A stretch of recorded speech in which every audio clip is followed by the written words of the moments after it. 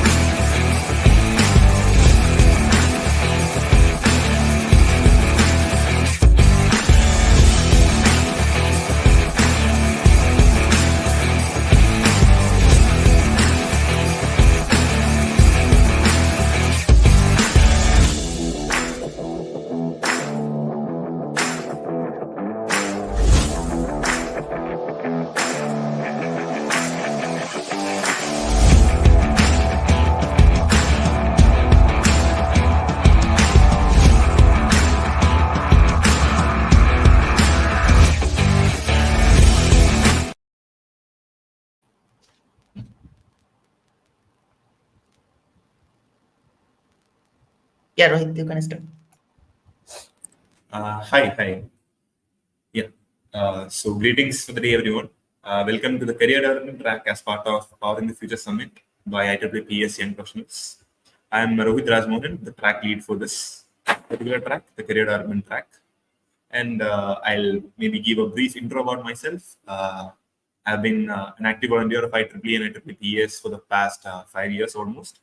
And I have held various positions at the section level and student branch levels, including being a designer, a newsletter editor, and the chairman of the student branch. And we'll come back to our session with a short intro for our keynote speaker, Mr. Pasan Pediagode. Welcome, Pasan. We have an esteemed person here with us today to lead the track, actually. Mr. Pasan is currently leading the team of IEEE YP Mentoring Task Force, and he's a member of IEEE YP Committee. In the past, he has held various positions in IEEE. He was the IEEE SPX representative for the Asia Pacific region in 2020-2021. He was the regional student representative of the same region during the 2013-14 period and 2017-18 period. He was a member of IEEE MGA Student Activities Committee during the same time frame. He was the chairman of IEEE Sri Lanka section.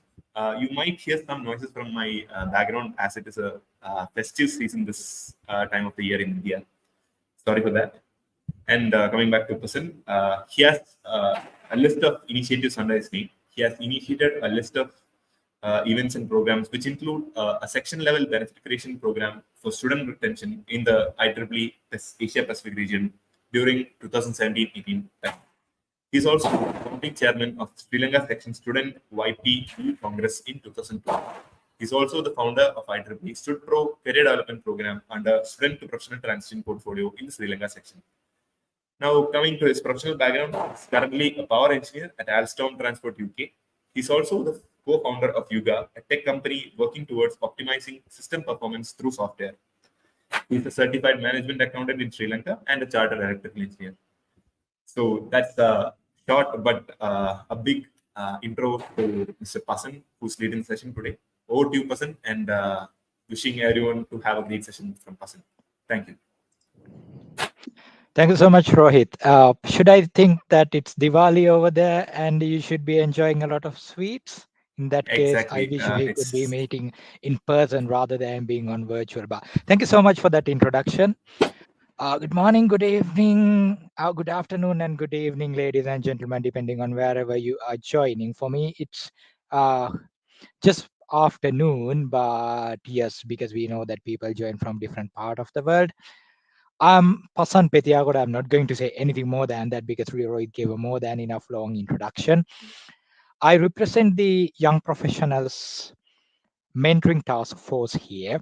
And what I'm trying to do is to introduce you how mentoring could be a benefit. And more than that, I'm not trying to just justify that mentoring is a benefit. If you think mentoring is a benefit that could be delivered through IEEE, what are the options? What are the funding opportunities? What are the organizing support that is available through IEEE Young Professionals for mentoring programs? Maybe PES, maybe anybody else who's happy to organize them all over the world. Now, I really apologize for the awkward position of my video camera and my multiple screens. So I rather prefer, so please excuse me if I feel like looking away from you. I'm not really ignoring anyone, but just that my screen is an awkward position because don't usually use my camera during my day-to-day work. But let's try to synchronize them as much as possible. So this is me. I don't want to go through this anymore because I had more than enough long introduction, but really glad to meet each and everybody of you because I believe I'm talking to an audience which has been working with IEEE for a long time. You could be a volunteer at different level, and your opinion really matters. So my presentation is not that long, to be honest, because I prefer having input from the audience. I'll tell you why in a minute. We're really happy to partner with IEEE PES Powering the Future Summit 2023, organized by PES Young Professionals. I'm really thankful for Rohit and Albin and everybody else who wanted me to be here presenting Mentoring Me Task Force and what we are doing there. So I see you guys doing a really good job over there. Thank you so much for all the hard work, all the outstanding efforts as volunteers in putting this in place. Of course, to this length, I have realized that it's a grand show. So this is YP Young Professionals Mentoring Task Force job. So let me start it putting it this way. IEEE is a combination of senior members, young members, and junior members. There has been discussions all around the place about revamping, remodeling the member benefits, particularly because in some instances it was difficult to figure out, it was difficult to justify rather whether the benefits achievable through the opportunities provided by IEEE are sufficient. So this is an ongoing discussion. We all know that pros and cons, positive and negatives have been all over the place regarding the possible opportunities and possible member benefits from IEEE side. In 2017, around 2017, there was an initiative called micro mentoring, which was organized by, which was presented by rather young professionals. This has been around in different places, so I might not be quite right if I say micro mentoring was started in 2017, but it was a concept adopted by IEEE young professionals when they wanted to say that mentoring could be a member benefit.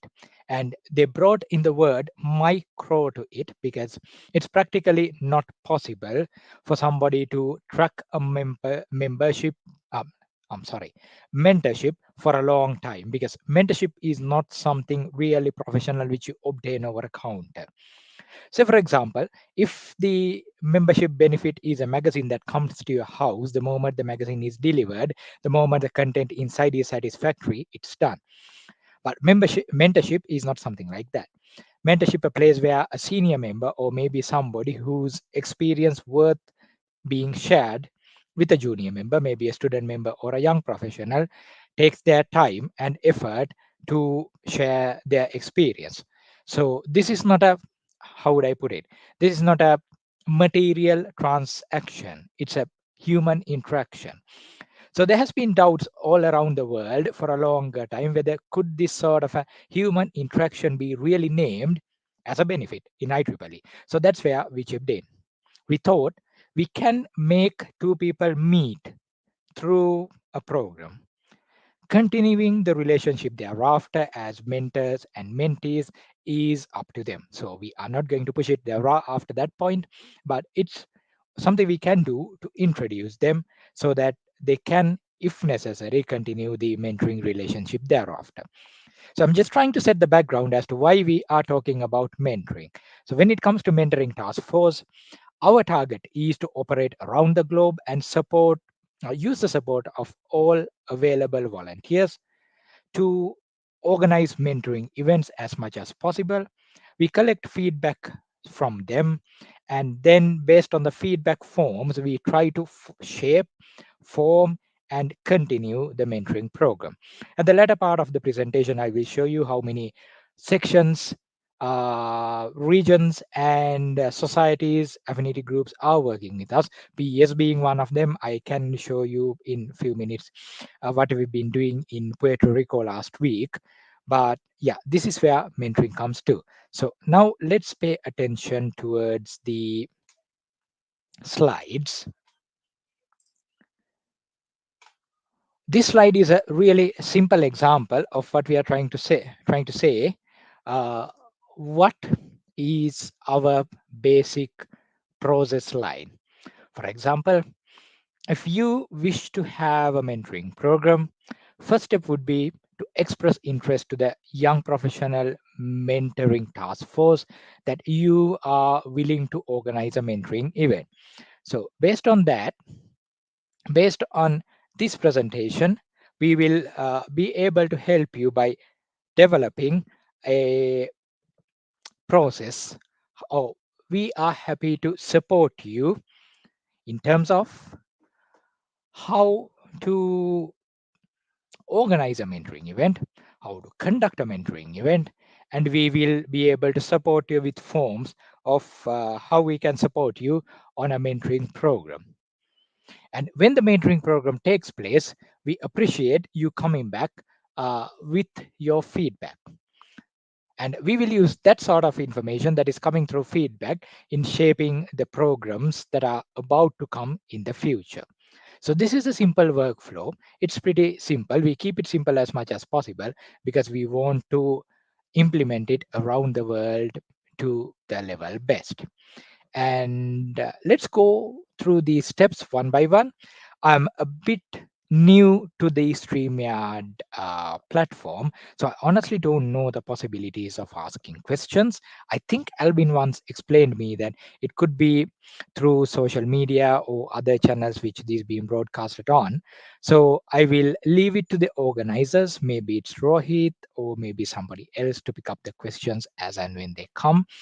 I really appreciate if they are being posted in the chat or somewhere else visible, and then we should be able to pick them as and when they are presented. Because I know usually when I start talking about this topic, usually we have a lot of questions because people are interested in particularly organizing and funding. So can I please request the organizers, if you see any questions popping up in whatever the platforms that's being broadcasted, please feel free to send them across over the chat preferably or somewhere else. And then I should be able to take them up as and when I explain things. So let's go to step number 1. Organizing event from a scratch, if that's what you are trying to do, is it hard? It's not really. We too have a mentoring meet website. I will show you towards the end of this presentation where it stays, and you should be able to visit the mentoring meet website and simply click on the contact us form. It will give you a simple form which will send an email to 3 people in the task force: the IT specialist, team lead, that's myself, and another regional experience specialist who will pick it from there and move forward. Alternatively, you have the simple option of writing to us on yp-mentoring@ieee.org. Don't worry about the proposal formats yet. If you're just happy to have an event, but you don't know how to do that, we are more than happy to support. So that's what we are doing. That's how we have been hosting events thus far. And we are happy to give you the guidelines. The criteria is also available online. So it's not a big deal. Just drop us an email, just expressing interest that you are happy to do a program. We are happy to take it from that point onwards.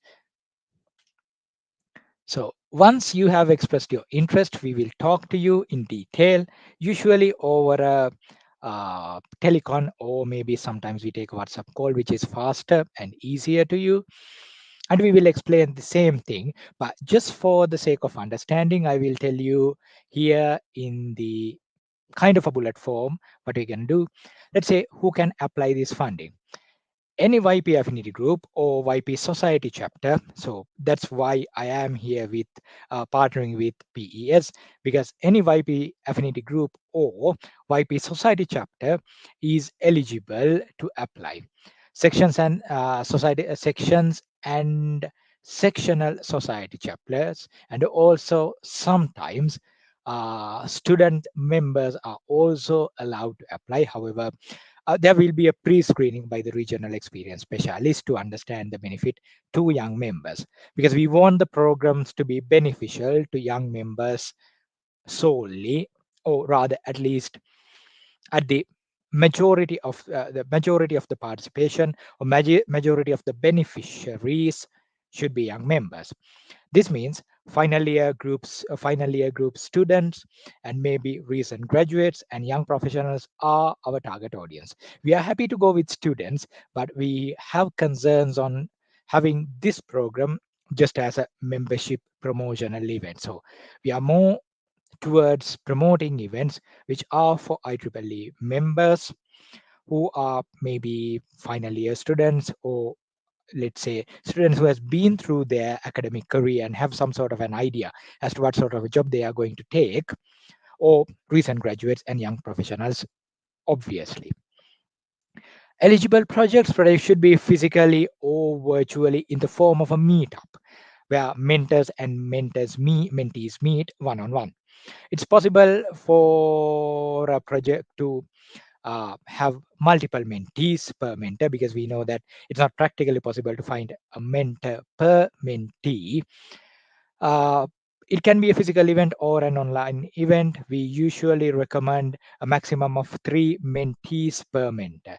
That doesn't mean that you can exceed the number, but that, of course, will subject to an explanation in the proposal. We do have 5 simple, straightforward KPIs, which you can check yourselves whether you can uh, fulfill, whether that can be succeeded through the project. We ask for the expected number of mentors and mentees. This is just an indication, doesn't mean whether your project qualifies or not. Particularly the KPI is marked with stars in front of it. It doesn't mean the number matters, but we will just get an idea about the scale of the project you are talking about. Diversity of mentors is important. It should be from academia, industry, and entrepreneurship as a max. Number of virtual seats is an interesting thing which we are trying to roll out newly, which means if you are organizing a virtual mentoring event or a hybrid mentoring event, you can give the option of somebody who can't be physically available, or maybe even who don't belong to your your section or region, to also take part. We always encourage this, and we give a lot of marks in the marking criteria if you offer virtual seats. The idea behind it is that, say for example, if a student living in, say, Indonesia is interested in joining a project going in California, then if the California section organizes a mentoring event and happy to open a couple of virtual seats for the graduate students who are interested in joining it, we love doing that, because that means that A student, I'm just taking Indonesia as an example, but a student in Indonesia who doesn't need to go to USA, California, gets the opportunity to speak to a mentor who's actually working in California. So virtual seats are a new item. We give a lot of weight to the marking in the marking criteria if you offer virtual seats, but if you don't, still you can go ahead. Usage of resources providing in the mentoring portal is very important. I will come to that in a minute when I demonstrate the mentoring portal. Number of mentor and mentee feedback forms, which is also important. The number of feedback forms doesn't matter, but it's very important to collect feedback forms because they are the ones we will be baselining our learnings against. So if and only if we have the feedback forms, we can understand how successful the project has been. It doesn't matter even people give negative feedback. That's totally understood, and that's the whole idea behind collecting the feedback, so that we can take them into consideration in improving the project and taking the project forward. Funding basis: event shall be eligible for a fund up to 1000 USD. The funding support per event shall vary from $500 to $1,000 depending on the impact, scale, and cost of living in geo area, which means it's still possible to have an event with just 5 mentors and 5 mentees. It's practically possible, but then we will have to scale the amount of funding which we will be approving. It will be most probably between 500 to 1000, and 1000 is usually the cap. If we have an extraordinary reason to get it more than 1000, which is practically possible, but we will need a very good reason to do that. Or you shall submit an event proposal request to YP funding. The funding will come on the reimbursement basis, which means OU has to spend and do the event. Once the report is there in place with bills, Young Professionals Task Force will approve it and send it to IEEE staff for them to reimburse to your section or you to affinity group or whatever the organizing unit is. Other guidelines or the guidelines, generic guidelines of YP activities funding will also apply to this, but there's nothing much rather than what I've just explained. There is a cap, you have to provide bills, and support will be on uh, reimbursement basis. Just one condition, additional condition there is something called allowed expenses, where funds shall be used for only organizing a physical mentoring or physical, or it could be virtual, organizing a mentoring event, which means food, venue, printing, equipment hiring, tokens of appreciation, etc. But the specific requirement is that funds shall not be used for anybody for traveling activities. That's a requirement of the special funding which comes through the MGA board. So other than traveling, anything else which is related to organizing a mentoring event are known as allowed expenses in this project, and you can use them for organizing the event. And what else is support? So it's not just about having funds. We do support organizing the event. What you see here is a snapshot which I have extracted from the Mentoring Meet Support portal. I will take you there in a minute. All I wanted to show you is we do have sample email draft forms, mentee collection, information collection forms, mentee declaration forms, mentee outcome forms, mentor feedback forms. These forms has been brainstormed, discussed, and created and put there so that you do not have to think about doing all these again. The idea behind this is that when you collect information in this way, it's easier for you to map mentors against mentees, which is easier in this way. Otherwise, you might have to do your own research, create your own forms, or all of a sudden realize after circulating the form for registration that we cannot do mapping anymore using this one. At the same time, if you make a too complicated form, people might not be interested in filling that either. So we keep it simple. At the same time, we make sure that depending on the expressions they put inside, we should be able to figure out what sort of a mentor this individual is interested in having. Now, let me quickly switch you. I believe I should be able to, if I do not as usual mix up. I hope my screen is visible. So this This is the Mentoring Meet portal. Now, this is currently hosted in a uh,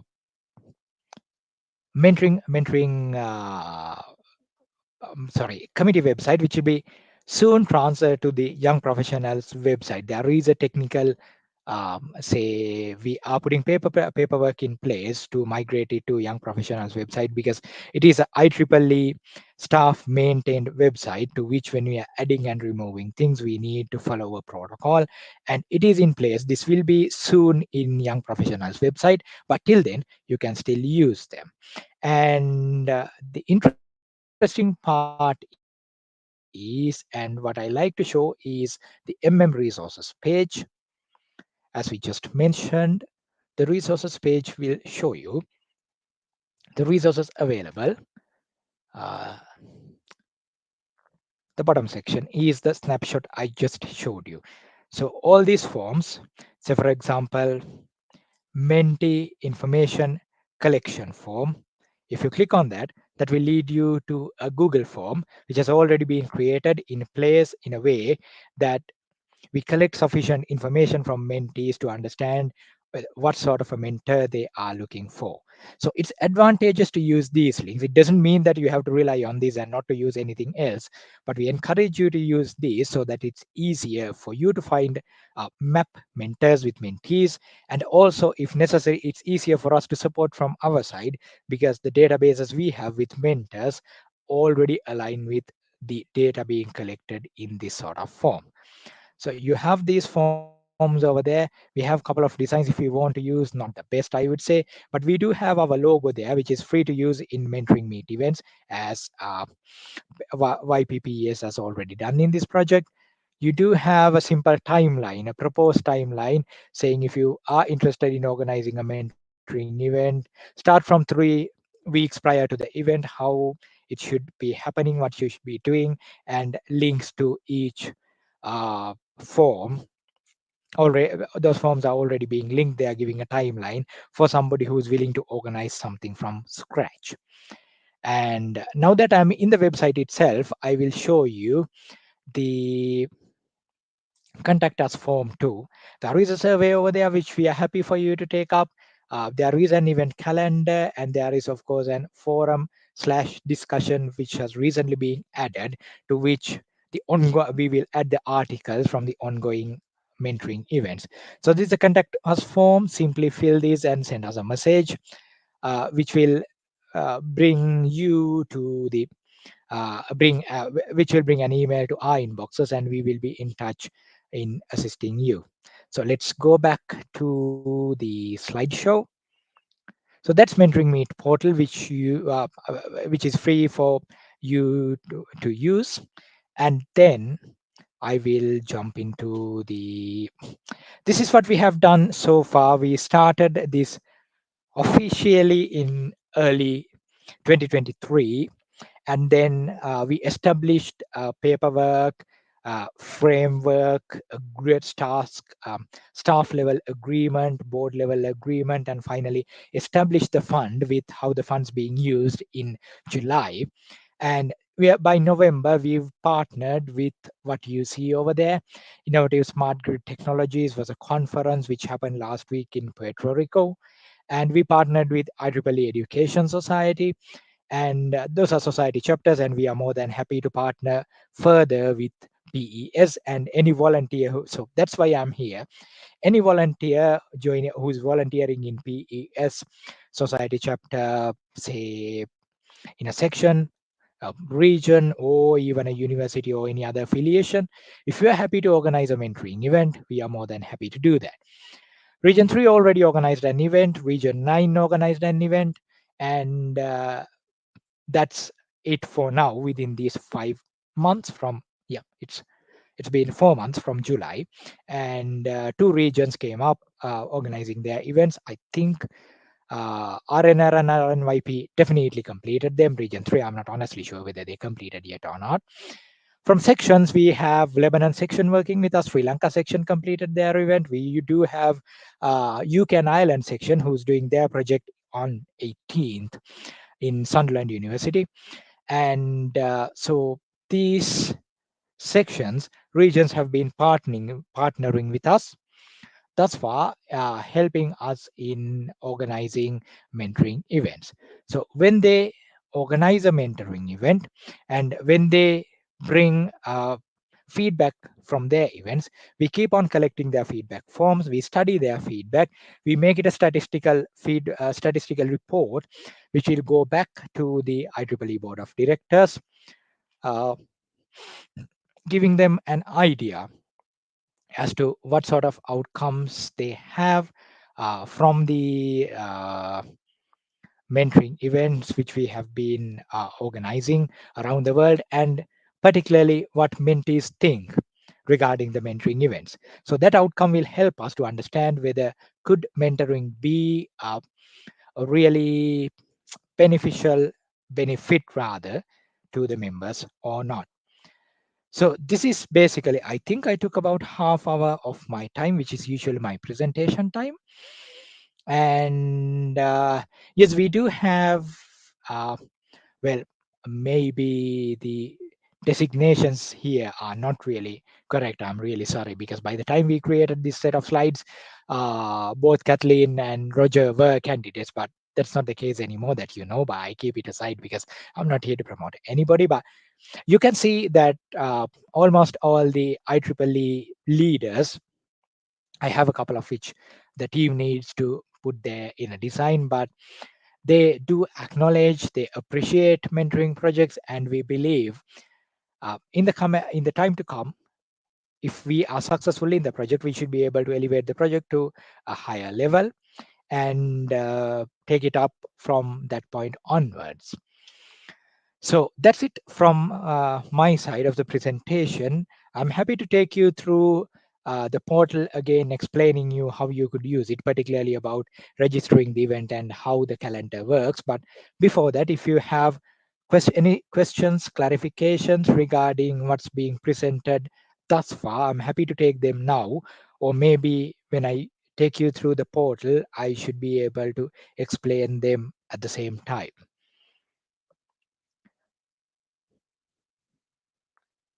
Rohit, do we have anything popping up in any of your social media platforms? I'll just give you 1 minute if you have anything.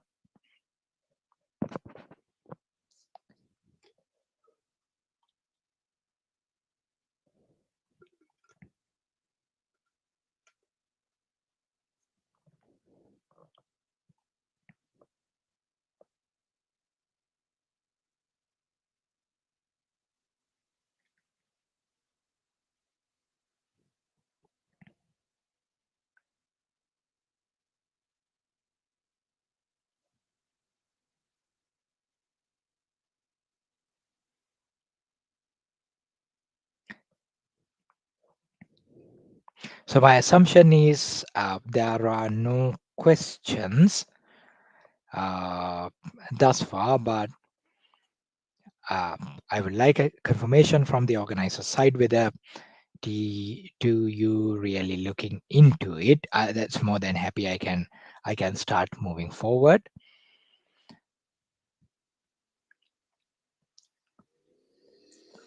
Right. So till we get there, I will switch back to the mentoring meet portal to explain you the facilities available for anyone who's willing to organize an event. This will give you a basic idea of why you should be organizing a mentoring event. It will explain you. It will explain you the impact, the timeline, execution, scalability, and how the project works. And also, it will give you connections. This is the financial support, where you can see the funding available, and you also see the KPIs over there. You will see the mentoring team over there, and on the right hand side you will see uh, register your event button. This will give you the opportunity. So we do not encourage you registering an event if you are not very sure whether you are going to organize an event. But if you are going to organize an event, then we are more than happy for you to register your event here, so that we will be sharing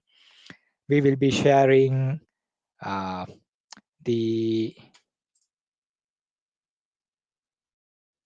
we will be sharing your event across the globe. And if you are willing to have virtual seats, that will help you as well. At the same time, we make sure that we will book a slot always in YP Scoop, where your event will be promoted across the globe using YP Scoop, if you are happy to have virtual seats. Let's go back to MM Resources. This is where you have the forms. Let me pick, for example, a Menti information collection form. This is a simple Google form which gives you the list of events which are active right now. There are test events, just don't please click on them. They are just been testing. We should be removing them quite soon. But you will see the number of events which are being active right now, and you should be able to pick one of them. And the person who's actually registering should be able to pick the correct event and join the event. You will see Lebanon, Nigeria, Sri Lanka, UK, Piedmont, Montreal, Bangalore, Puerto Rico, which is the one just completed, Egypt, there. So these forms are quite easy and give you an idea of what you should be collecting, rather than trying to reinvent the wheel from scratch. And this is the contact form which you could use to reach to us. Forum and discussion is a quite new part, so I'm honestly not sure whether we do have sufficient information in this page. But the idea, we added it recently, and yeah, it's still under construction, so let's leave it there. But the still idea is that when we have the mentoring reports coming through, we will be sharing those mentoring events, rather mentoring reports, in this forum and discussion, where you can pick the questions from, pick the reports from there, or you should be able to read and watch videos on what people think about mentoring. And if you are organizing a mentoring event, you should be able to have a look at them and get an idea about what a mentoring event is and how you can organize a mentoring event. So that's it from my side. It's about 40 minutes now, and I'll open the floor for questions. I know that questions won't be coming through this channel, so I appreciate if one of the organizers, if possible, please see whether are there any questions being posted in any of the social media channels. Then I'm more than happy to take them up for you.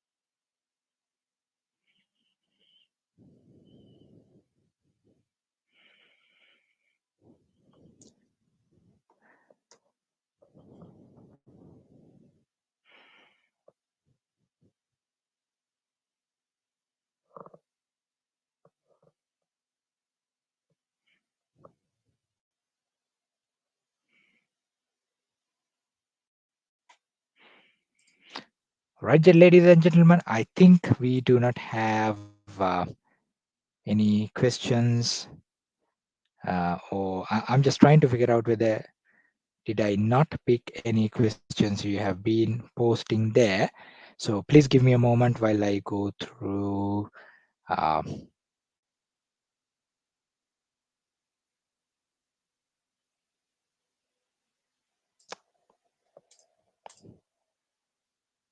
Oh, right, I got you. There is a chat where you can post them. Okay, got it. All right then.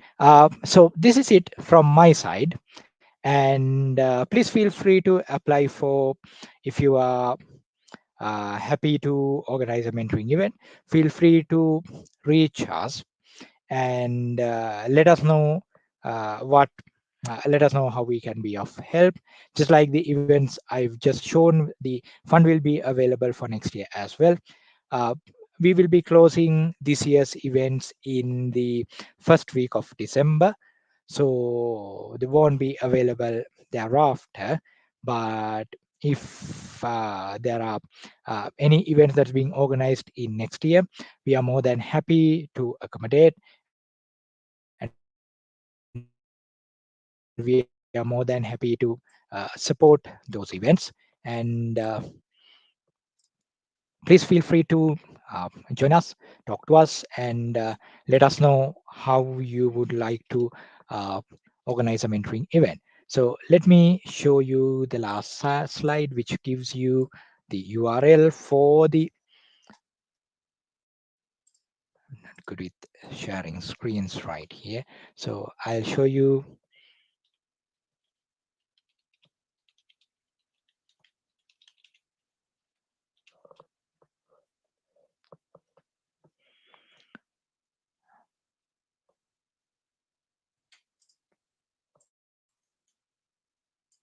Right.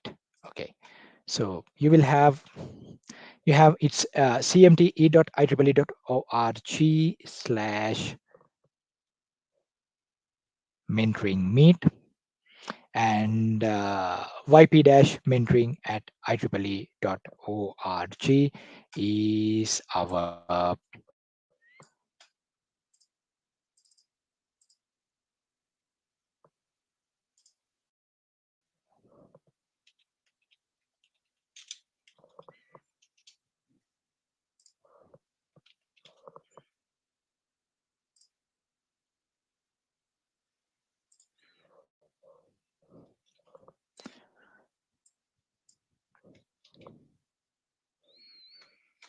All right, here you go. This is the URL.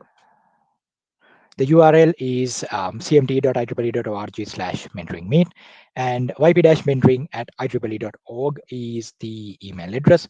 So please feel free to reach out and place your questions there, and we are more than happy to support organizing a mentoring event.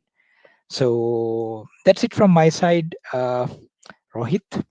I'm not quite sure who's the host active right now. That's Rohit. Yeah. Right.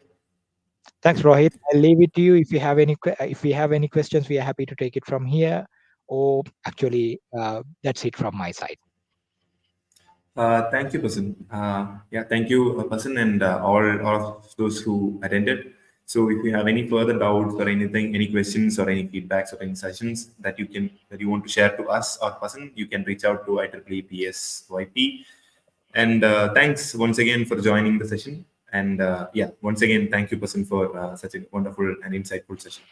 No problem. That's it from my end as well. So, Right. I think, Thank you so much yeah. for the IEEE PES Young Professionals for inviting us for the mentoring task force. And we are really looking forward to working with you. Thanks, Rohit and Albin, for coordinating this. Thank you so much. Yeah. Thank you, person. Bye. Take care.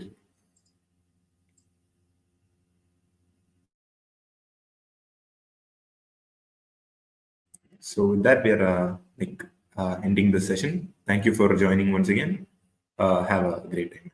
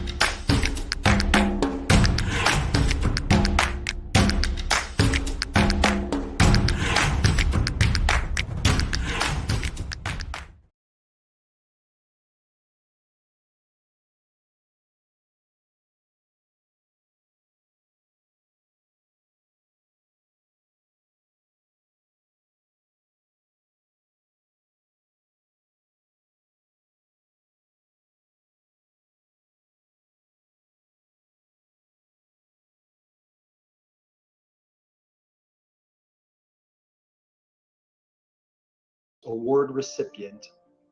Honorees are recognized across PES magazine's social media channels and at the PES Awards Gala at the PES General Meeting. This gives PES Award winners a spotlight to showcase their amazing work. Nominate a colleague, a mentor, a student. We have awards that span across many different fields of the power and energy industry, with categories such as leadership, education, and service, and even awards for young professionals. Whether you are in academia or industry, PES would like to recognize your accomplishments. Note that PES membership is not required for some awards. Visit the PES website to learn more about these categories and their criteria. Nominating someone is straightforward. Just visit the PES Awards portal and submit nominations. Check the PES website for a helpful guide on submitting nominations. Together, let's shine light on the remarkable achievements of our colleagues that inspire future innovations in power and energy engineering. The nomination portal is now open. Submit your nominations.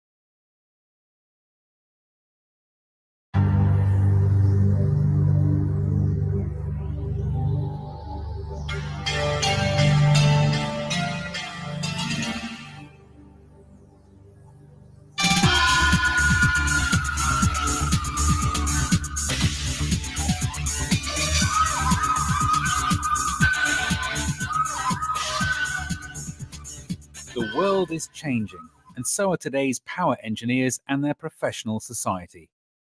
Our legacy began with the dreamers and the pioneers, the creative thinkers who understood the science of their day and had a vision of how it could benefit mankind. It took ingenuity and hard work.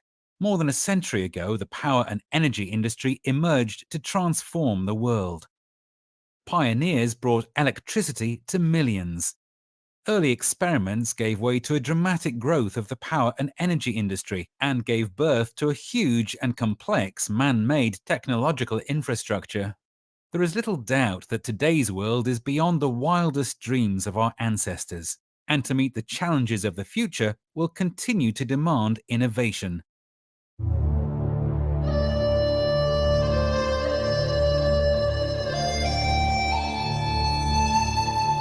In China, the strategy to meet these challenges is to increase power generation capability, strengthen the interconnection of the grids, and aggressively develop alternative power sources and local energy cooperatives, especially for the rural areas.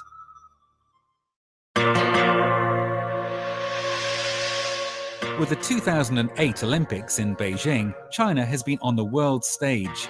But while its athletes earned medals, China's technical professionals too have gained world recognition for their work.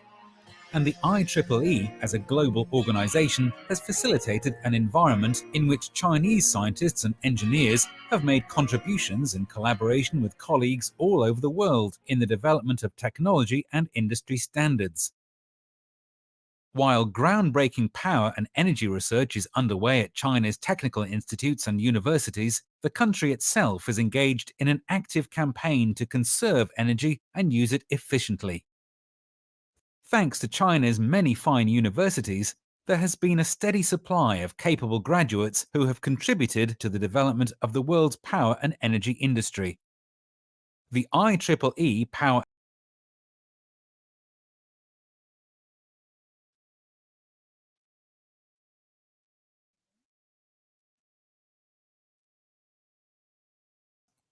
Yeah, hello, Jin. Hi, Tabeo. Nice to see you here. Yeah. Moindul, are you available?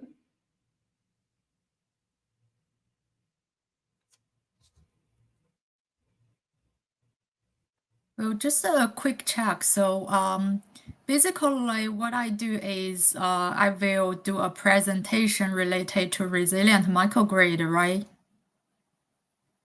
Yeah. Okay, I see.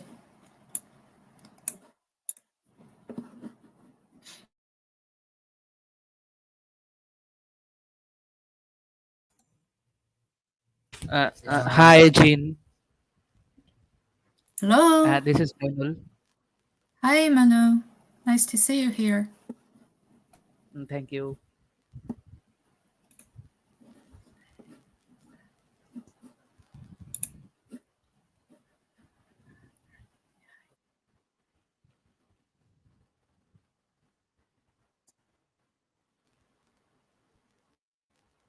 It's nice. We can share some videos, like it will take 2 minutes, 30 seconds. Then Moindul will introduction to you. Then you can start it. Yeah, sure. Maybe I test the screen share a little bit.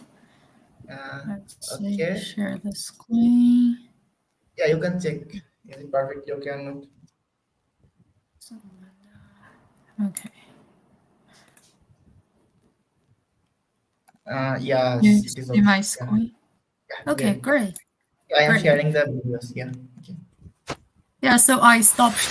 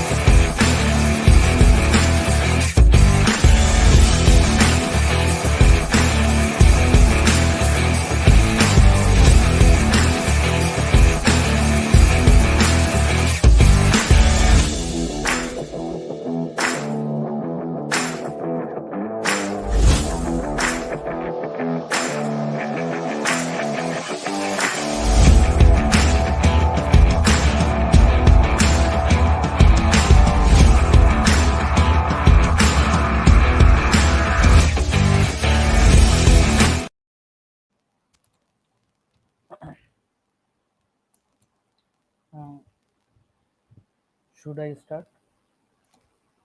Yeah, sure. Okay.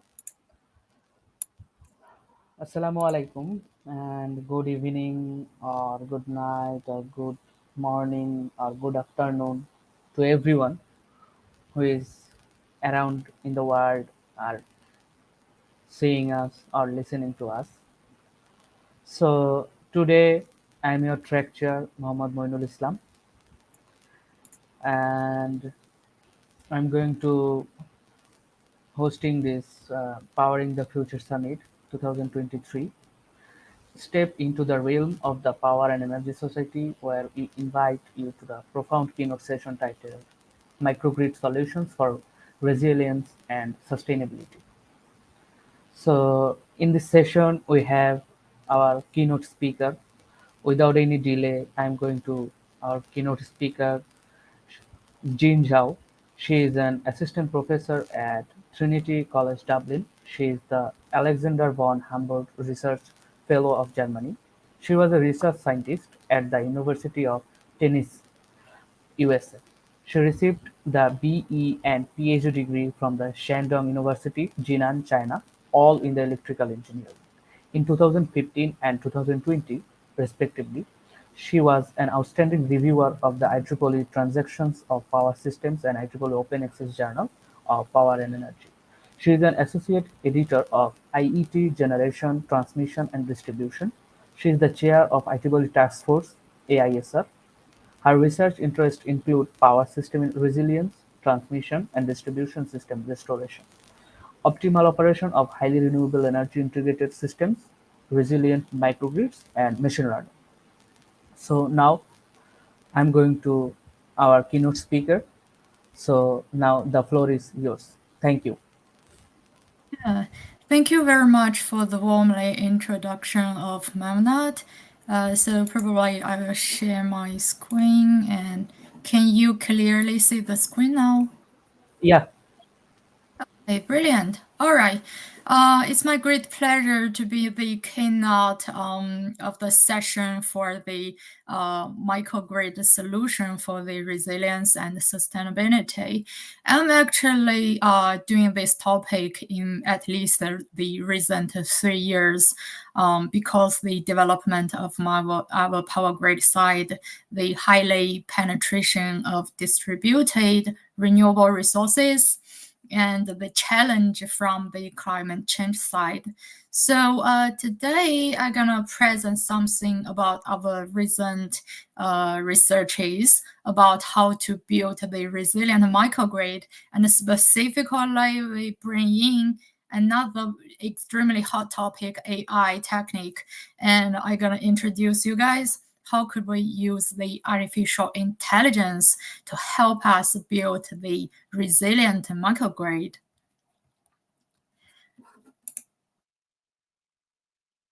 All right, so I think to make everything clear to our audience, we need to first introduce some concept.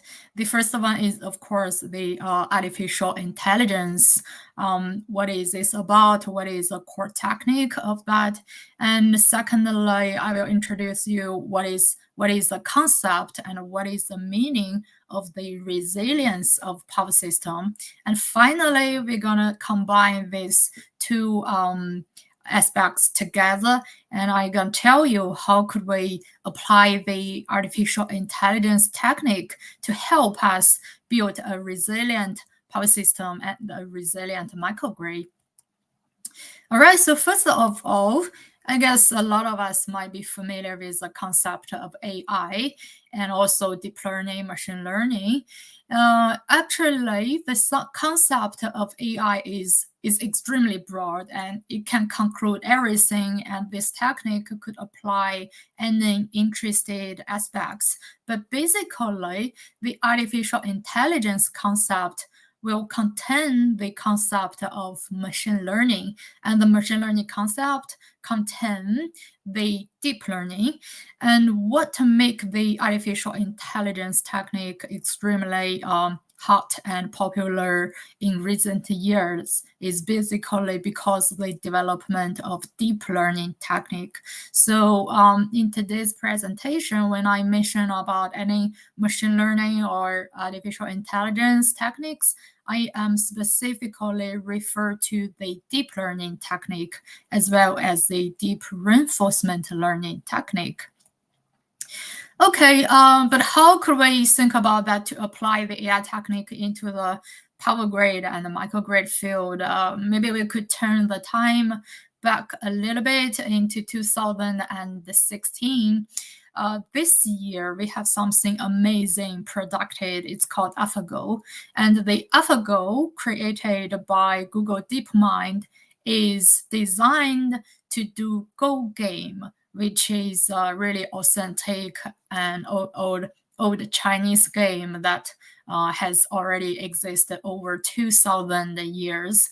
The exist of AlphaGo surprised everyone because in that year, the AlphaGo, as the typical artificial intelligence technique, has beat a lot of what champions in the Go game.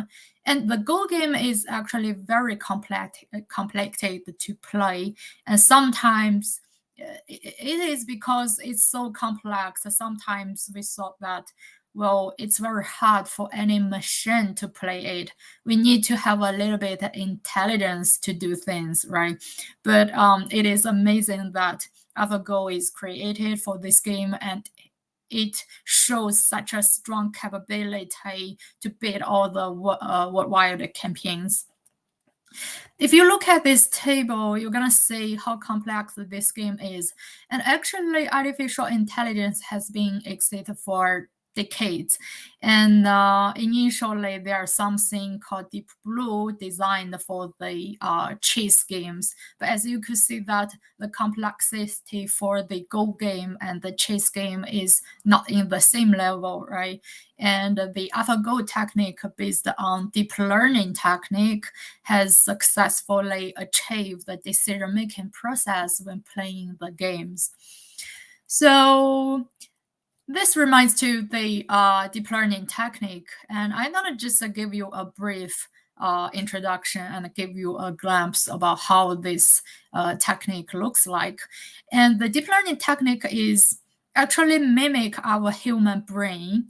And as you could see here, when our human beings see something in the nature, like you see a bird here, is actually not you really see a bird.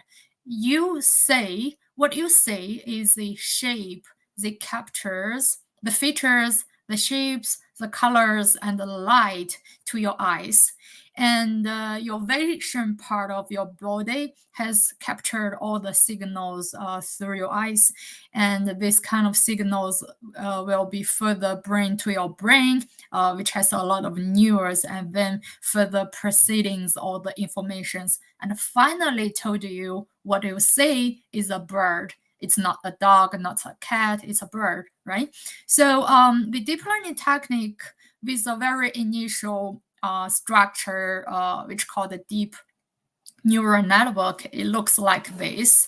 So basically it has multi-layers, and in these layers it has a lot of neurons, and this part we call it deep part, mimics the human brain, and basically what you bring in, the information you bring in will go through it, and it will precede this information and finally generate a correct result to you for your further information. Okay, so that is a core technique for the AlphaGo, and any advised AI, artificial intelligence techniques in nowadays, it's called the deep learning technique.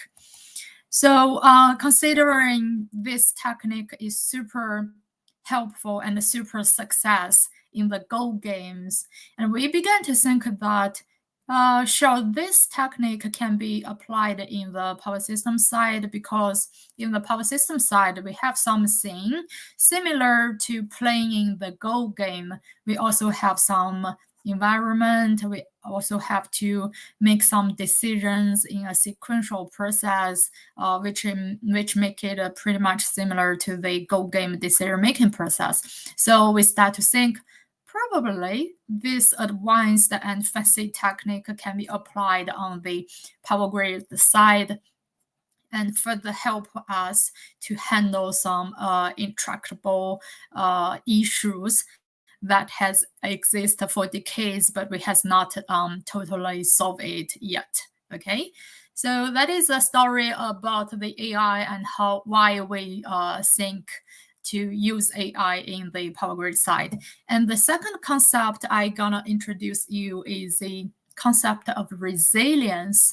And because we are especially focused on the resilient microgrid or resilient power grid here today, right?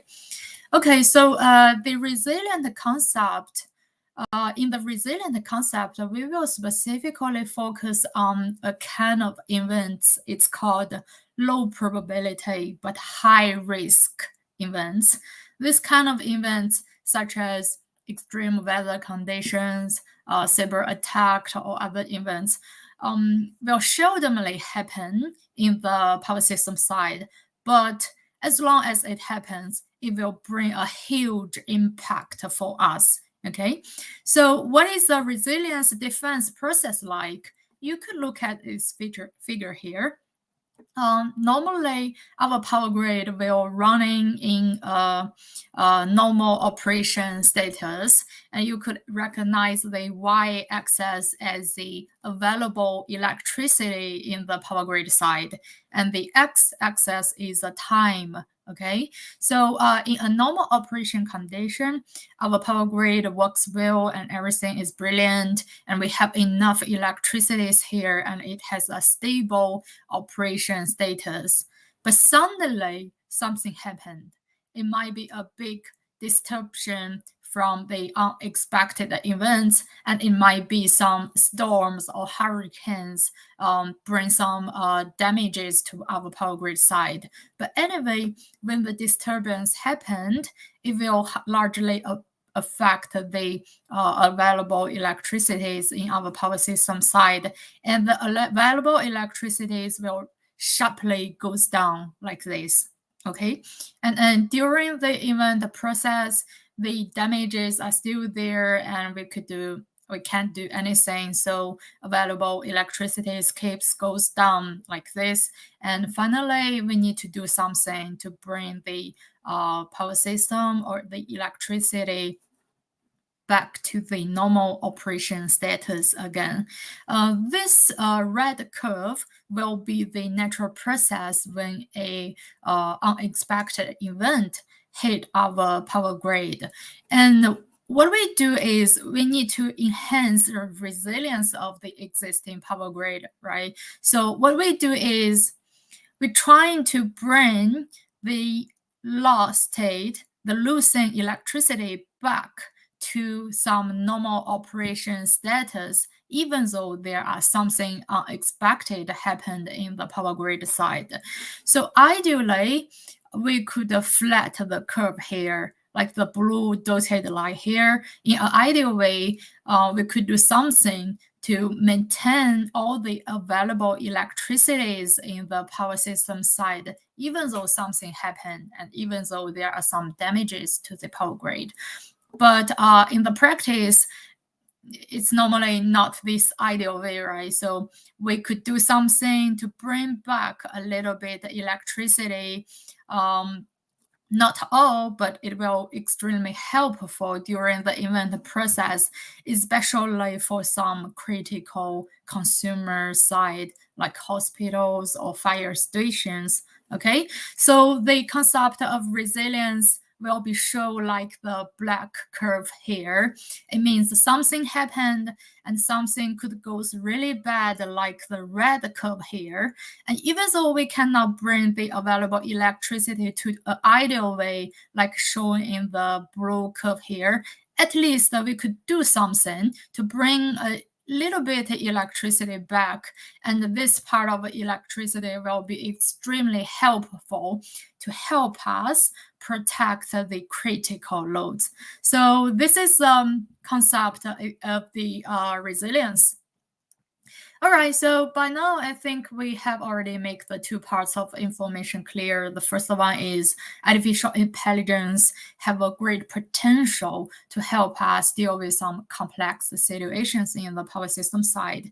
And the second point is we need to enhance the resilience of our power grid, especially when the future condition is we have a great amount of renewable energies integrated in the power system. Okay, so in the next session, I'll introduce you how could this technique support resilient microgrid defense during the extreme weather conditions. Well, actually, if we look back into the resilient defense process, as I just mentioned and introduced, there will be different stages, right?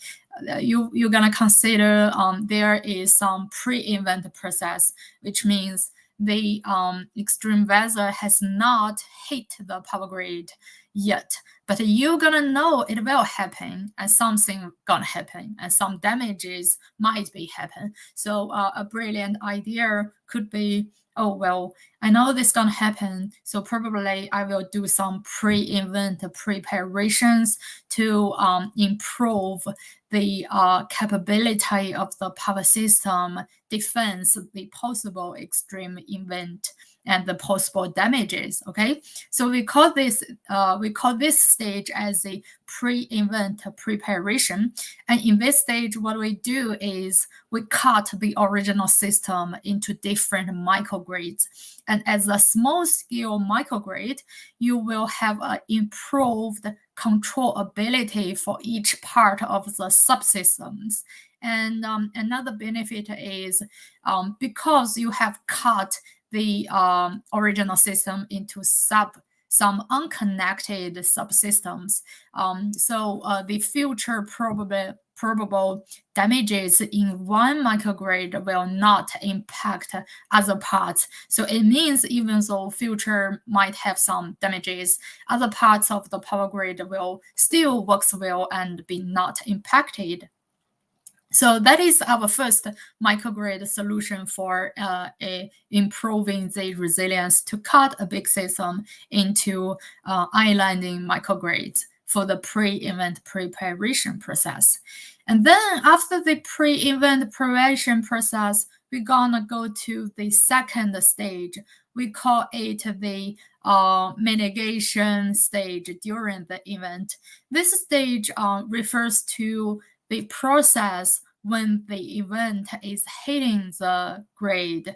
It means the damages has already existed there, and there might be some future damages to the power grid, and you know it is unavoided for all the possible damages. So a brilliant idea might be, okay, I know there will be some damages and I can't not save all the things. So at least we could do something to still hold our critical loads here when there is some possible physical damages in the power system. So we call it mitigation during the event. And as you could see that the microgrid is still there. And in this period, it's more about how could each microgrid help each other and support each other. When one of them is impacted, how could others offer some help to still support some possible critical loads there? All right. And the final stage, we call it the restoration process. And this stage mainly refers to the post-event process. It means the extreme event has already gone. There's not the business of the extreme events now, but the damages has not been healed. The damages is still there, and our customer side might be cut off and still not be brought back to the normal operation status there. So we're gonna think about how could we restore all the things as soon as possible, and how could we heal our load side or consumer side as soon as possible. So here is the basic 3 stages defense using the microgrid for the extreme weather events.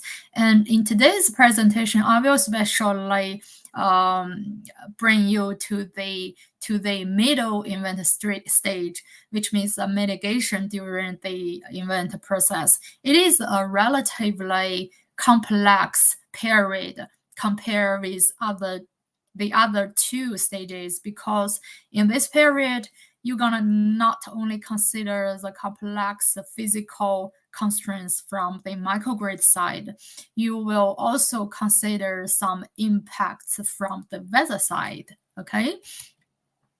All right.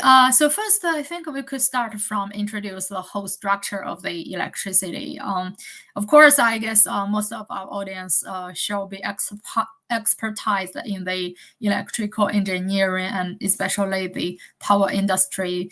But I put the concept here, and basically there are three essential elements to organize the whole power industry, right?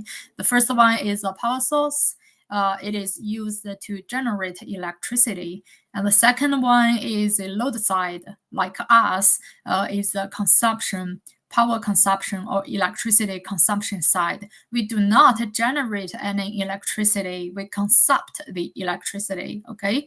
And the third elements, the third necessary elements is the electricity transfer, the power lines. They are used to deliver the electricity from remote generations to us, okay?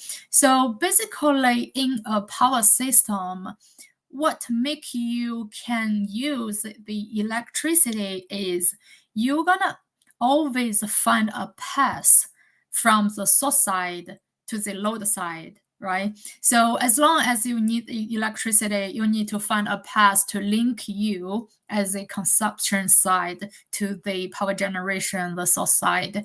And in a power network, we can always find at least one path from the both side. Well, it depends how many paths there will be. For a high voltage level power grid, there might be more than one path. And in the medium voltage level or the low voltage level power grid, like a distribution system or microgrids, we're gonna find at least one path from the power supply side to us to the load side, okay? So here is the principle of how could we use electricity. But fair to say, even though these three elements are all important for us, but the power line side is relatively more vulnerable in the electricity delivery process, because the power lines, they might come across kilometers or sometimes hundreds of kilometers to bring electricity to us. So anything happen in the process might be bring some troubles and some possible damages to the power grid. It will include some cable deteriorations, and sometimes mechanical maintenance will damage the lines accidentally. And of course, sometimes harsh environments bring troubles. And sometimes the branch of the trees bring some problem. And I'm sorry for the goat, but sometimes it does happen that. So basically, anything happened to the power lines will be possible to damage it. And what's gonna happen after the power lines being damaged? And as you can see here, as the power consumption side and as the load side, we will face with the outage events. And if you look at the photos here, this represents the event that hurricane hit Florida, United States in 2022. And here is the is a condition before this event, and here is a condition after event. And you can clearly see that our whole society goes dark after the event, bring some possible damages to the power grid. And you might be thinking it's inconvenient if we lost electricity, but sometimes the things is much more beyond the inconvenient. And you could imagine there are some critical loads like hospitals and fire stations. What gonna happen if they lost the electricity? Okay, it's not only just the inconvenient, it's also about life saving. So as a researcher on the power system side, our ultimate goal is to provide a secure and reliable supply to all of us. All right, so as I mentioned that sometimes the power lines is extremely vulnerable, and there always could be some damages to that. Okay, but how could we deal with this condition? The idea is actually straightforward, and our power network is something share the similar philosophy with a traffic network. You could imagine that what will you do if you want to travel from your university, your school, your office to your sweet home? You will find one path to go from your office to the home, right? But if there is some road damages or road maintenance in this path, you could always find another route to go, and the other route will together organize another path from your office to the sweet home, right? So the power network share the similar philosophy, which means, well, the path might be vulnerable and there might be some damages, right?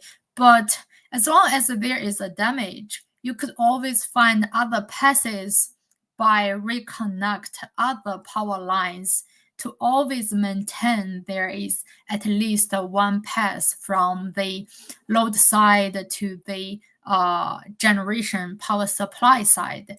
And this action actually could be realized by a group of people in the power engineering side. They called power system operators. They have the right to do decisions about the switch on and off of different power lines, and this will reorganize any possible path from the source side to the load side. Okay. All right, so back to the resilient defense again. In the study of the resilient defense, we might be especially pay attention to a kind of extreme event. We call it sequential extreme weather events.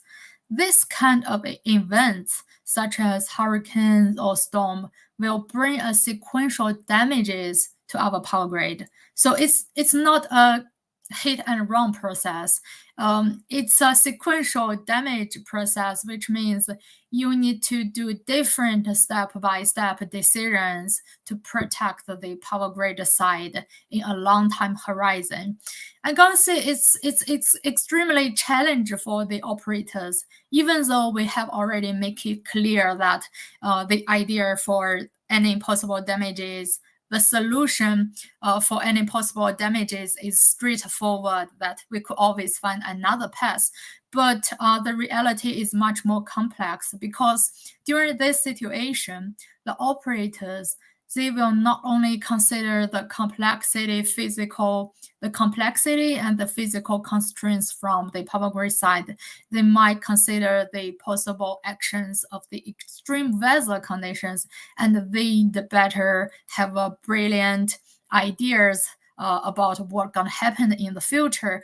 And what's more serious is the decisions is with a very low error tolerance conditions, which means we are expected that the multi-decisions will always be right, because any inappropriate decisions will lead to a big problem.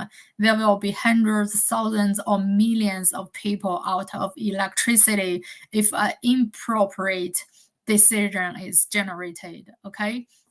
So it's a quite stressful situation for the operators.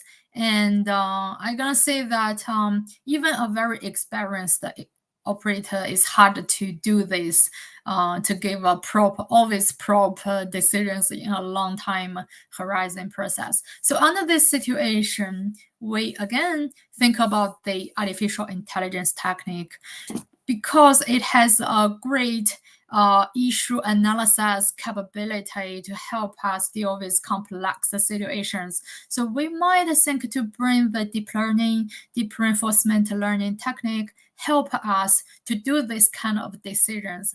And the decision is always find a valuable path in the power network, no matter what happened in the process. Okay, so I'm gonna introduce a little bit of what we have achieved first, and then I'm gonna dig a little more in the detailed technical part.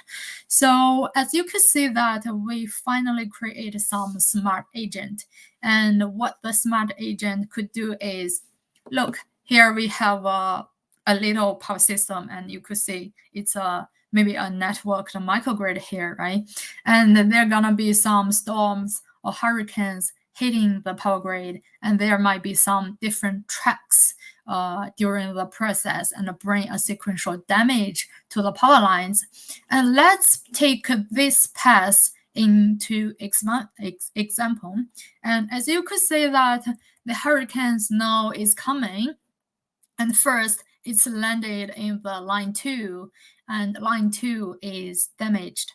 And as you could see that the load 3 will be impacted because initially the original path is load 3 will be linked through line 2 and line 8 to generator 2.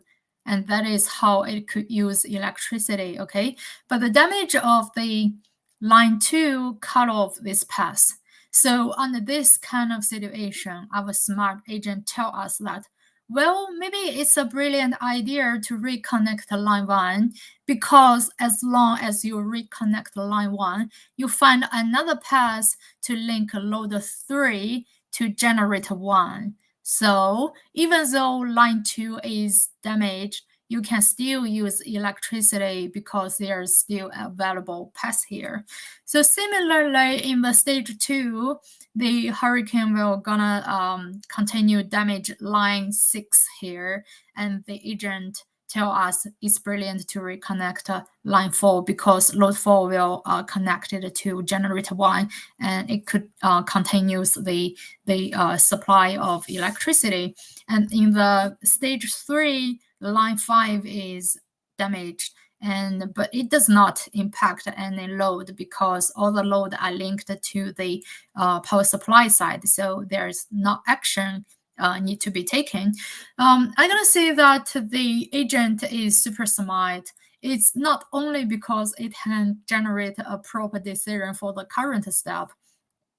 If you look back into stage 3, if stage 3, as we could see that line 6 is damaged, right? And the damage of line 6 actually cut off the original path from generator 2 to load 4, right?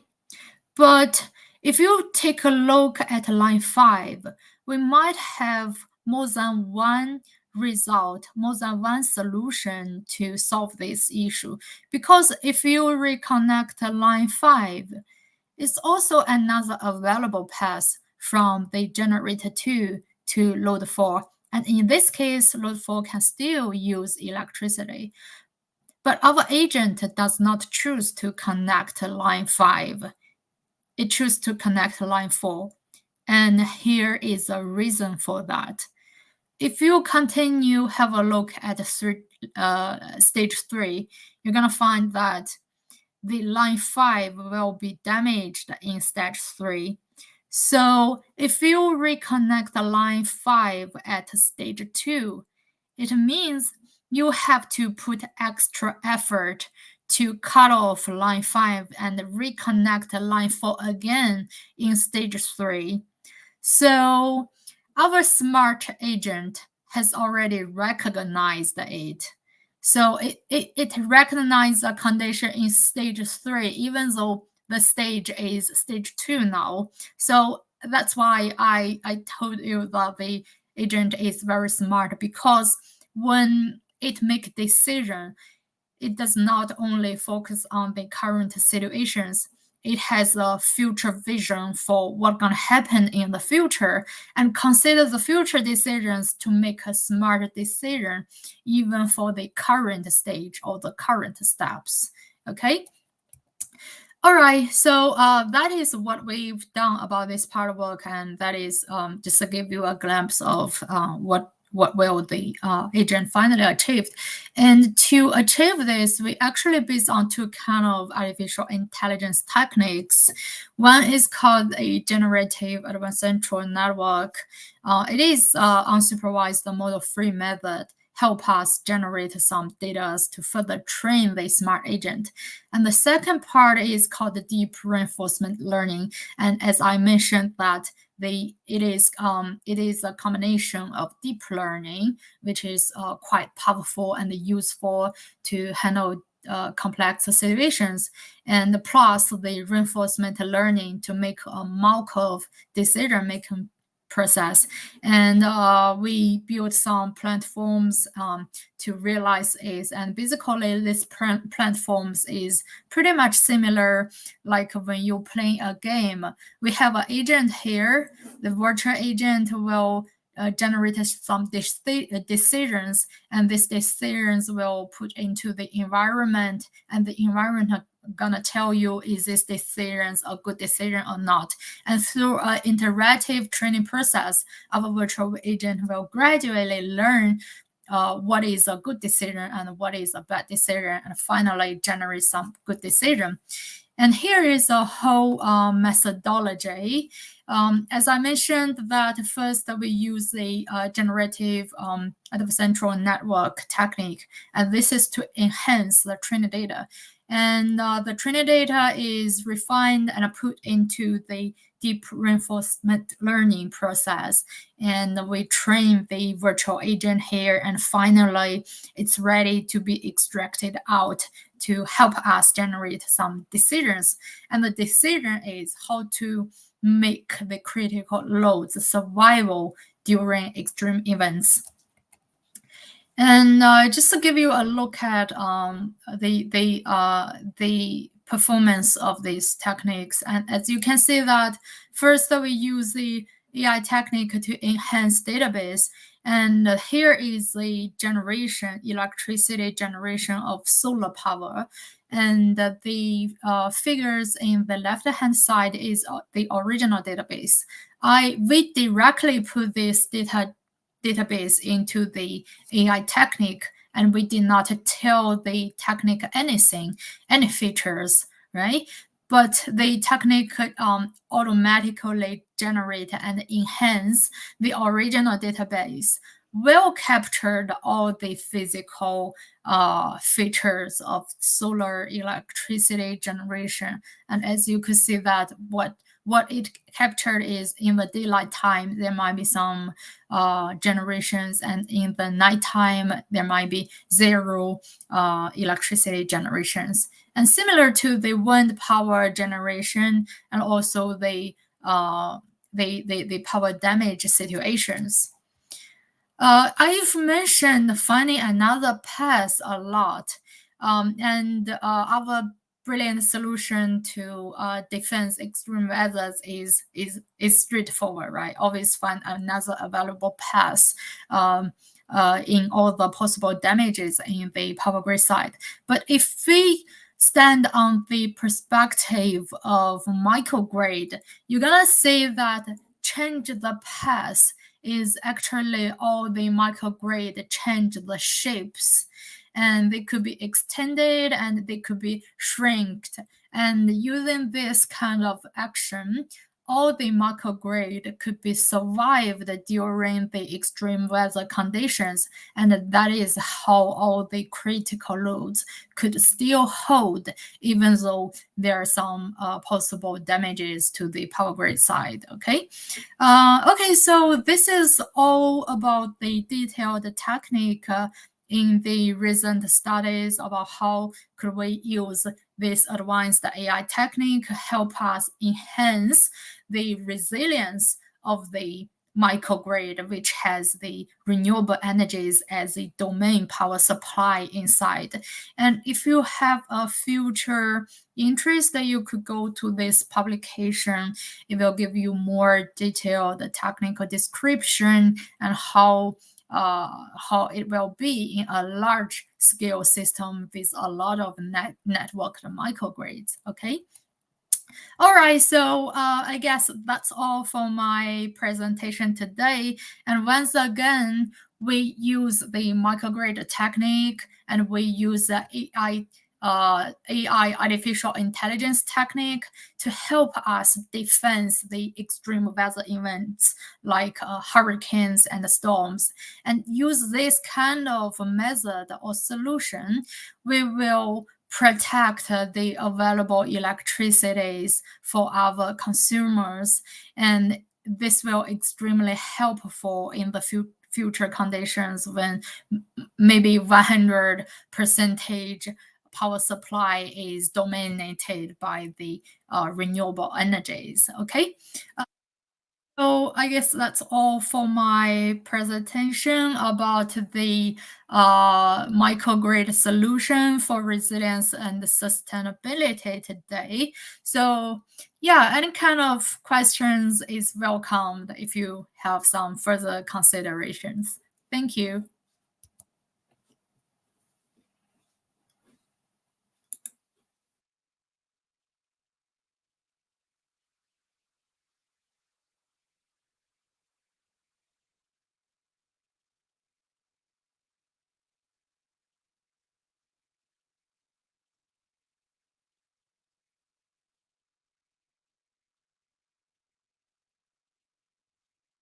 I did say some comments here, like share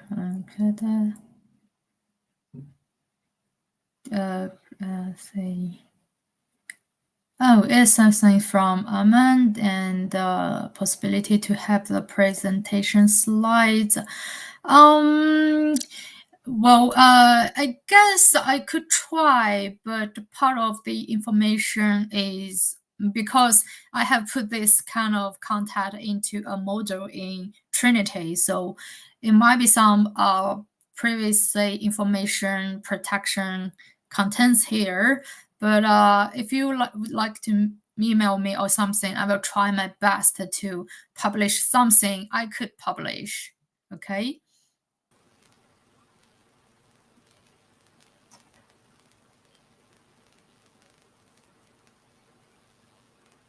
And Aman, have a quick question here.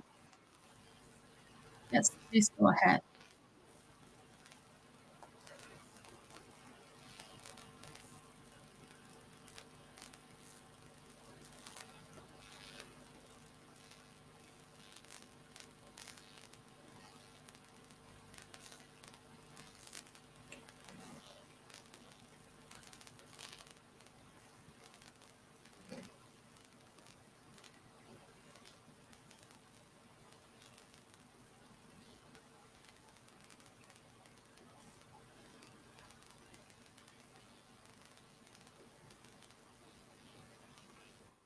It's actually very good to say, very nice to see Aman here. And we actually have some contacts when I was in Germany.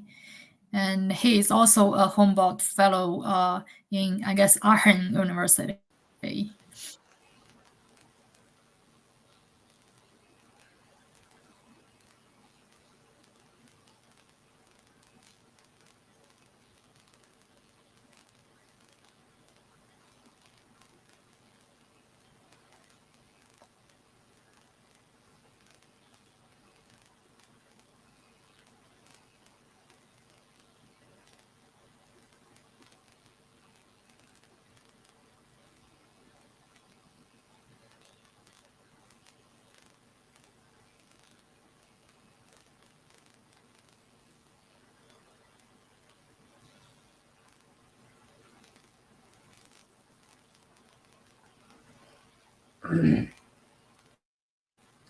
Thank you, Jin.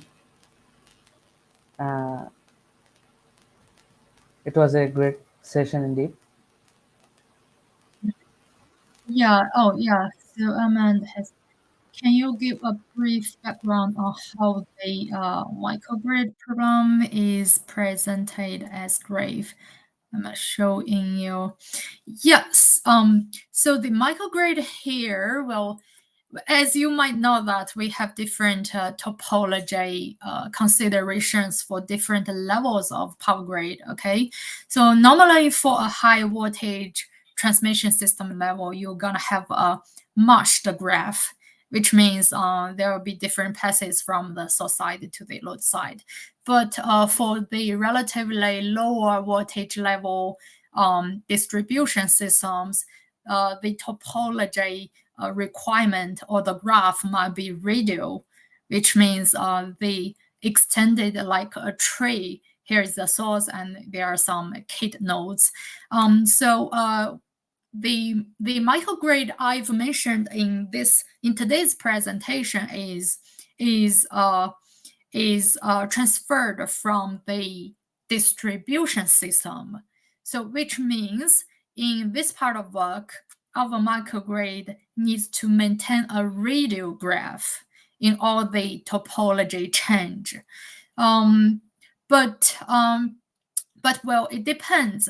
On some emergency conditions, the concept of the microgrid is quite flexible, and sometimes you could form a mashed topology or mashed graph shapes because it will help you protect the critical loads better. Because if there are some impacted paths, you still have another path available for the critical loads. So I'm gonna say it depends. So for this part of work, because we formed it from the distribution systems, so we're gonna maintain a radial network. But for other considerations like a community level grid or a small scale microgrid level, you could feel free to form other mashed network situations. But the principle is always, as you might know, that we need to maintain some power balance and we need to maintain some security considerations like voltage stabilities, right? Okay, so I think hopefully this could answer your question, Aman.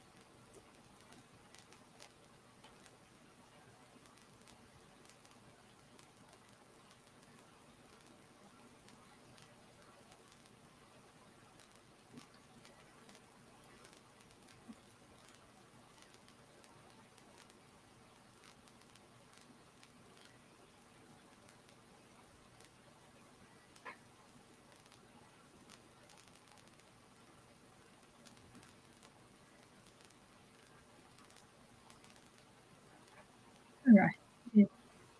So here's another question from David.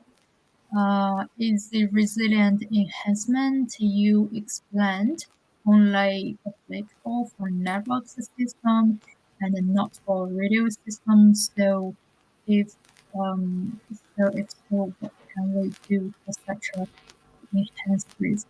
Oh well, it's not for not for radio systems. Well, as I mentioned, it depends. It depends. It depends on the topology requirements from your side.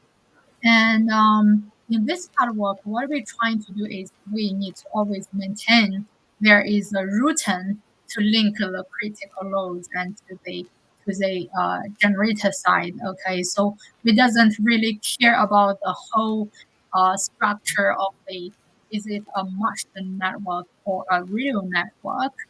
And for your question, if so, what can we do for such radio system to enhance resilience? If you would like to look at one of our researches, like as I mentioned, the pre-event preparations, that is especially designed for a radio network issue. So it means even though we trying to change the shape of the microgrid or the shape of the smart systems, a principle is we will always need to maintain there is a radio structure for that. Okay, so well, I would say the concept of microgrid is quite flexible, and it depends on your questions and your design, the purpose, and about how will the whole structure look like is also depends on the initial settings of you. So basically, our this part of artificial intelligence we design is not only specifically for a matched network or a radio network. It can do both, and it depends on your need and how you train the agent. Okay, so very good question. Thank you, David. Hopefully, I could answer your question. And we have another question from Arlie. In which programming language have you made your framework? And see that as well. Oh, the programming language is Python, and the deep learning is designed is organized by TensorFlow, if you know that, TensorFlow and Keras. But I guess Petra will become a trend currently, right? But myself, I'm personally more prefer TensorFlow. And is that accessible? It's not yet, because our research for this part of work is ongoing. But we also think about to publish it in GitHub when we complete the whole story, and we will try to make it accessible for all the researchers after we completed this part of work. Okay. What qualitative metrics do you suggest for assessing operational resilience? Well, a very straightforward idea, I guess, is a loss of load, right? So as I mentioned, maybe the demand loss could be a good metrics for the resilience, because resilience is more about low probability but high event process, and this kind of and this kind of events must bring some outages, power outages, large scale or small scale, and these events will definitely bring loss of load. So I guess demand side, the demand loss could be a good matrix for the resilient operation. And another one shall be the available electricity in power system side. So like the available power supplies, the available gas, available wind, available solar on the supply side. So yeah, but anyway, I think as the power system engineering, our responsibility or final goal is to ensure our customers could use electricity, right? So it depends on will this load side be cut off, or will there be sufficient power supply? So basically, I think power supply and the demand loss could be good metrics. And if you would like to take a look at the reliability, the concept of reliability, they have some well-developed metrics also for the stability for the power system side.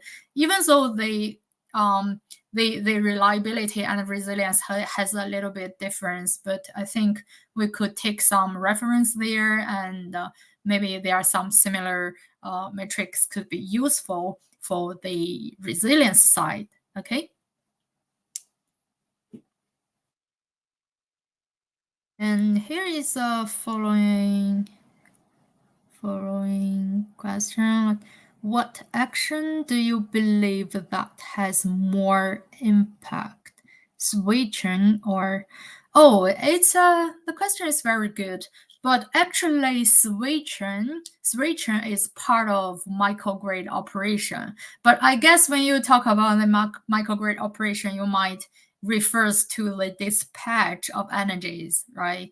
But actually, the concept of operation both contains network reconfiguration, means the topology change or the switches in this part of the system, and the dispatch of energies. And in this part of work, we actually not only do the switching, because the switching just maintains the feasibility of the topology side. And we also need to maintain the security of energy balance and voltage security. That's more on the operation side. So I guess these two concepts will tightly coupled together. And when you do switching, you must consider the operation situations on the microgrid side. Okay. All right. But what is more impact? Well, it depends. It depends. Switching is like you build a new network, lines and paths. And what you mentioned about the operation is more about energy balance. Of course, they both important. And yes, when you do switching, you also consider the balance. So I'm gonna say, from a very personal perspective, I'm gonna say switching is a little bit more more challenging than pure operation or pure energy management, because when you do switching, when you do topology change, you still consider the energy balance and security from the operation or energy dispatch side. So yes, very good question. Thank you. Oh, here's some Chinese here. 谢谢，不客气. Thank you. Okay, from Tian No.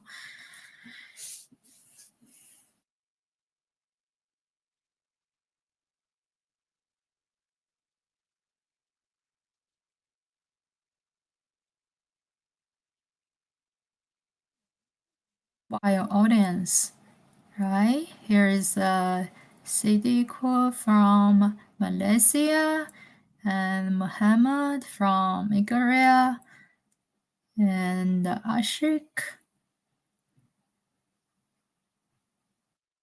and yes, Hammond from Aachen, and Song and Game. Guess it's a nickname, right? Oh, Shahar from Pakistan.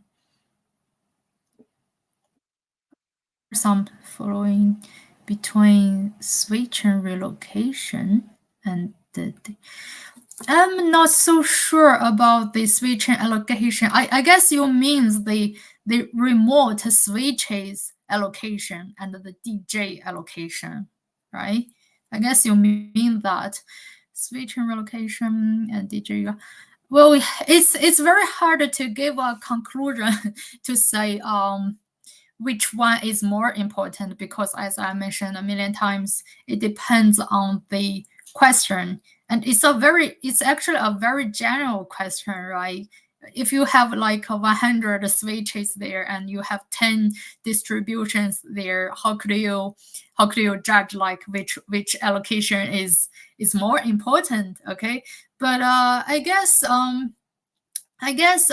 think the distribution generation allocation has maybe a more long time scale than the switching relocation, if that's what you mean, because basically where you could put the switches is based on the power grid situations, and the distribution generation location is part of the power grid conditions. So I guess in most of the practical cases, it is first you allocate the distributed energies, and then you consider the current system situations and give maybe a smart switch relocation. So yeah, that's very detailed and professional consideration from the power grid side. And maybe I guess you are doing some planning works for the microgrid or something.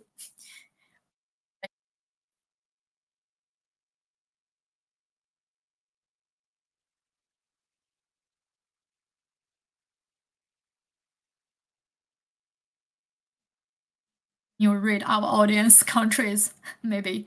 And here is Kristen from Taiwan. Nice to see you here.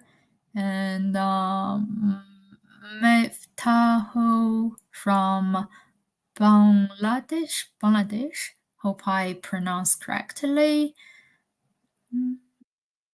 The self-smoothing music. Say hello, hello. Okay. Right, very nice, very nice.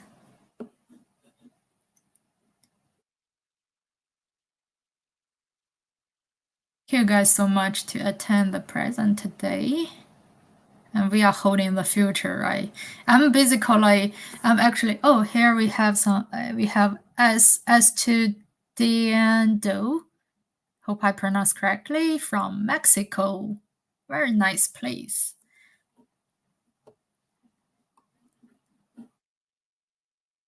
Actually deeply impressed about the Mexico food, the Mexico fruits, because you guys put some spice on the fruit, which is actually really nice, but it's the first time for me to try this kind of fruit style. Okay.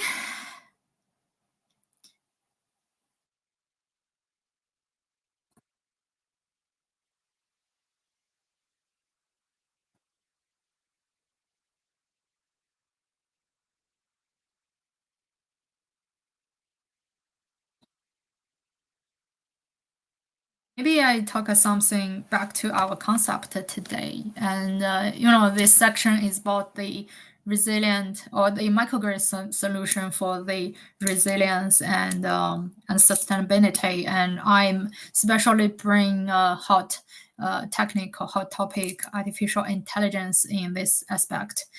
And what I want to mention is that we actually are holding the future now, right? Because they are, if you look ahead like 10 years or 20 years, you're gonna see it's not really like decades ago we built a large scale renewable energies there.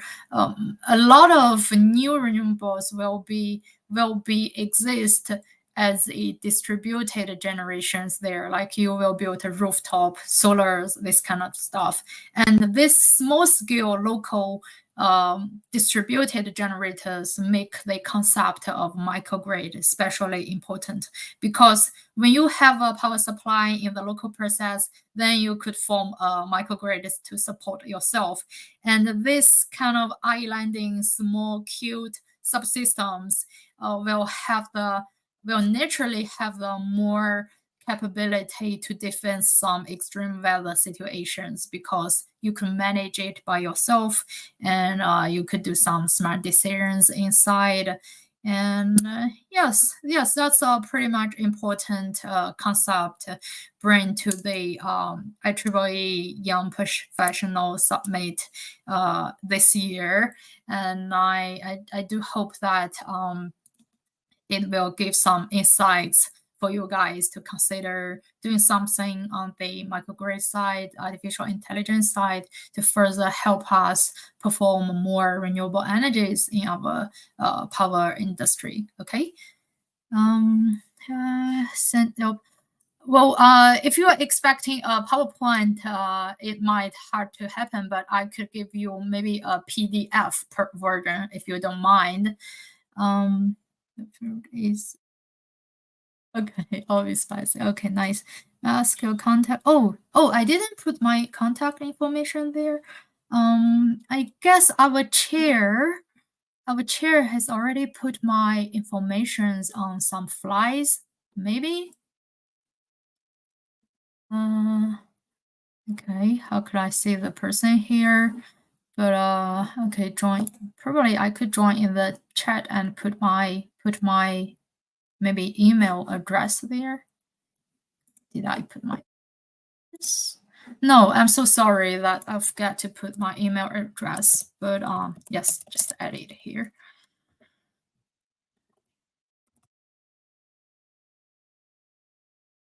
Okay, so if you could look at here, it's my email address, zhaoj6 at tcd.ie. And I guess the IEEE Young Professionals might provide some materials for you to download. I'm gonna make this presentation as a PDF and then upload to somewhere. But if it's hard for you to find it, you could email me, and I might probably send you the PDF version of the presentation today.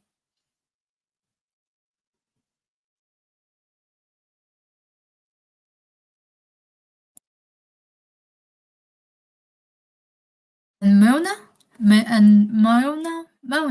do you know that will we like have some platforms for the materials? I can't understand. Yes. So it means I could upload the presentation today to somewhere, so my audience maybe can download or other things. You can give me the reply of that mail, which I gave it to you, that link. Then I could provide them as Alvin, or talk to Alvin or something.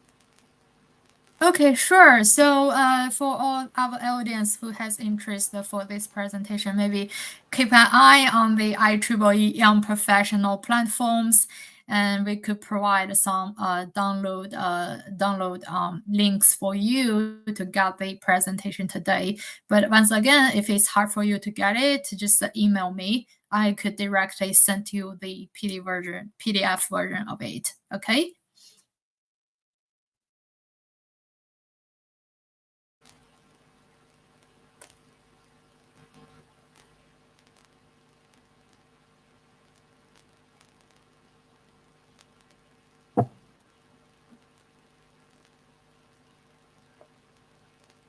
Thank you. It was a great session indeed. I think we can close this session. There is no questions now. Thank you, audience, for a fruitful session. Very interactive session it was. And thank you, everyone, for making it possible and making it successful. Thank you. Thank you, Jin. Thank you, guys. Thank you, guys. Thank you. Also, thank you, Mauna, for chairing this. And it's my great pleasure to be the keynote speaker here. And for our audience, please keep an eye on the IEEE Young Professional. We will regularly give some very useful technical presentations. That's the probability. That's probably the responsibility for this organization, right? So yes, thank you so much to attend the presentation today, and I wish you have a very good weekend, and wish you maybe Merry Christmas in advance. Okay. Thank you.